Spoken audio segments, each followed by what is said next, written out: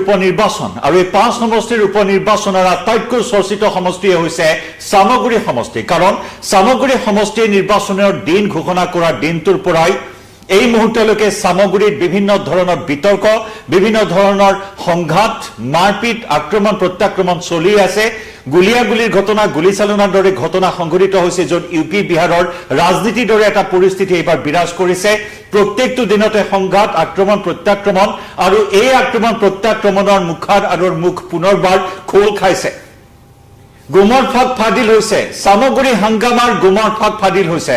সামগুৰি হাংগামা ৰাজনৈতিক দল কংগ্ৰেছ আৰু বিজেপিৰ মাজত যি ধৰণৰ সংঘাত চলি আছে, আক্ৰমণৰ ঘটনা সংঘটিত হৈ আহিছে, আৰু তাৰে গুমৰ ফাঁক ফাদিল হৈছে সামগুৰি হাংগামাৰ। নমস্কাৰ প্ৰিয় দৰ্শক, মই জয়ন্ত মাধৱ গোস্বামী আপোনাক স্বাগতম জনাইছো নিউজ 18 অসম নৰ্থ ইষ্টৰ ডিজিটেল লাইভলৈ। আৰু এনেকুৱা কিছু দৃশ্য আপোনালোকৰ সন্মুখলৈ লৈ আহিবলৈ চেষ্টা কৰিছো এই মুহূৰ্তত। এয়া ভিডিঅ' ৱালত আমি দেখুৱাইছো কিছু দৃশ্য।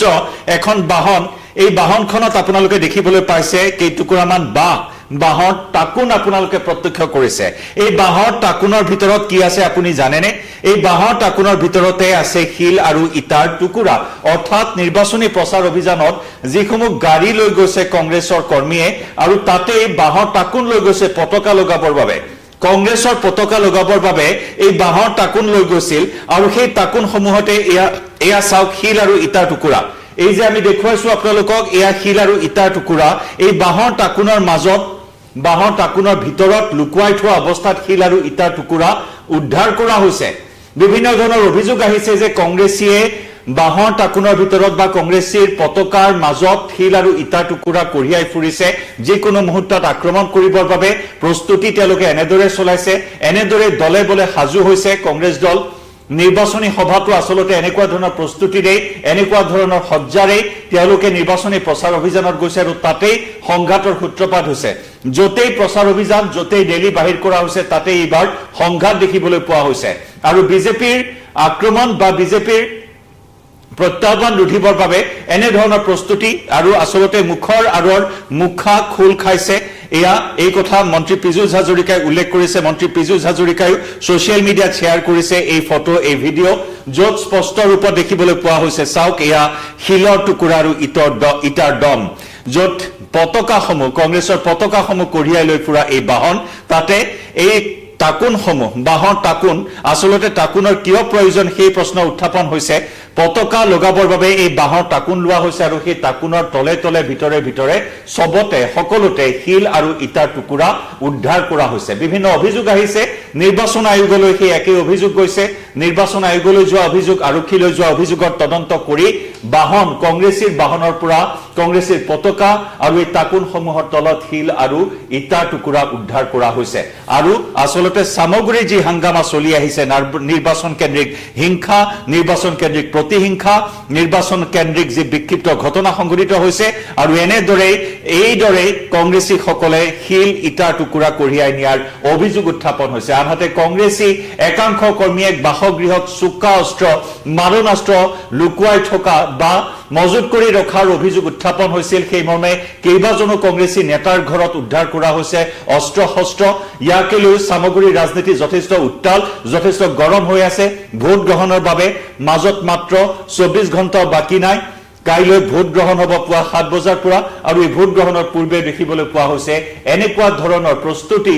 কংগ্ৰেছীৰ বাহনৰ পৰা উদ্ধাৰ কৰা হৈছে শিলৰ টুকুৰা, ইটাৰ টুকুৰা। ৰকিবুল হুছেইনে কালি প্ৰচাৰ সভাত উচতনি দিয়াৰ বাতৰিও আমি সম্প্ৰচাৰ কৰিছো, য'ত ৰকিবুল হুছেইনে প্ৰয়োজনত কাণতলীয়া স্বৰ সোধাবলৈ উচতনি দিয়া পৰিলক্ষিত হৈছিল নিৰ্বাচনী সভাত। গতিকে এনেদৰে উচতনিমূলকভাৱে নিৰ্বাচনী বৈতৰণি পাৰ কৰাৰ, এনেদৰে যুদ্ধ সদৃশ এটা পৰিস্থিতি যি ৰণক্ষেত্ৰত পৰিণত সামগুৰিত, এয়া কংগ্ৰেছ শিবিৰৰ কাণ্ড। এই মুহূৰ্তত সৰ্বত্ৰে ছচিয়েল মিডিয়াৰ প্ৰতিক্ৰিয়াৰ সৃষ্টি হোৱা পৰিলক্ষিত হৈছে। যিকোনো সময়তে আনক আক্ৰমণ কৰিব পৰাকৈ টাকুন আৰু শিলগুটিৰে সুসজ্জিত হৈ ফুৰে এয়া ৰকিবুল বাহিনী। আৰক্ষী অভিযোগ লাভ কৰিছিল, আৰু তাৰ পিছতে কংগ্ৰেছৰ এই পতাকা কঢ়িওৱা এই বাহনখনতে অভিযান চলাইছিল, আৰু তেতিয়াই গুমৰ ফাঁক ফাদিল হৈ পৰিল। টাকুন লগোৱা পতাকাৰ তলত আৰক্ষী এনেদৰে উদ্ধাৰ কৰিলে শিল আৰু ইটাৰ টুকুৰা। সামগুৰিত কংগ্ৰেছৰ কৰ্মী সমৰ্থকে গাড়ীত টাকুন লগোৱা পতাকা আৰু শিলগুটি লৈ ফুৰা সন্দৰ্ভত কঠোৰ সমালোচনা কৰিছে মন্ত্ৰী পীযুষ হাজৰিকাই। মন্ত্ৰী পীযুষ হাজৰিকাৰ আমি সোশ্যাল মিডিয়াৰ পোষ্ট দেখুৱাইছো, য'ত মন্ত্ৰীগৰাকীয়ে উল্লেখ কৰিছে যে মুখৰ আঁৰৰ মুখা খোল খোৱাৰ কথা উল্লেখ কৰিছে মন্ত্ৰীগৰাকীয়ে। এয়া মন্ত্ৰী পীযুষ হাজৰিকাৰ পোষ্ট।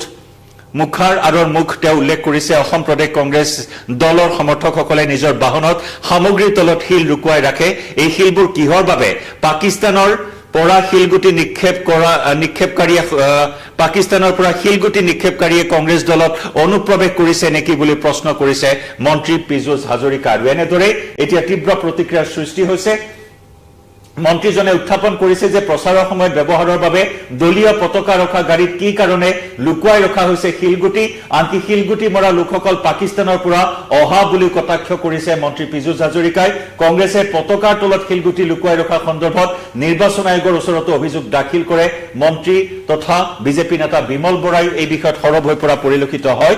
আৰু অৱশেষত আৰক্ষীয়ে এই বাহনখনত উদ্ধাৰ অভিযান চলাই গুমাৰ ফাঁক ফাদিল কৰিবলৈ সক্ষম হয়। আৰু এনেদৰে নিৰ্বাচনী ৰাজনীতি গৰম হৈ উঠিছে। নিৰ্বাচনী ৰাজনীতি গৈ হিংসাৰ ৰাজনীতিত পৰিণত হৈছে সামগুৰি সমষ্টি। সামগুৰিত কাইলৈ দুয়োগৰাকী হেভিৱেট প্ৰাৰ্থী দীপ্তিৰঞ্জন শৰ্মা, তানজিল হুছেইনৰ ভাগ্য নিৰ্ণয় কৰিব সামগুৰিৰ ভোটাৰে। আৰু কোনে শেষ হাঁহি মাৰিব সেই বিষয়ে আমি গম পাম অহা 23 নৱেম্বৰত। গতিকে আকৰ্ষণীয় এই যুঁজৰ প্ৰতিটো তথ্য জনাই যাম আপোনাক। লাইভৰ পৰা বিদায় লৈছো। আৰু এই বিষয়ত আপুনি কি ভাবে জনাওক আপোনাৰ মতামত কমেন্ট সেকশন।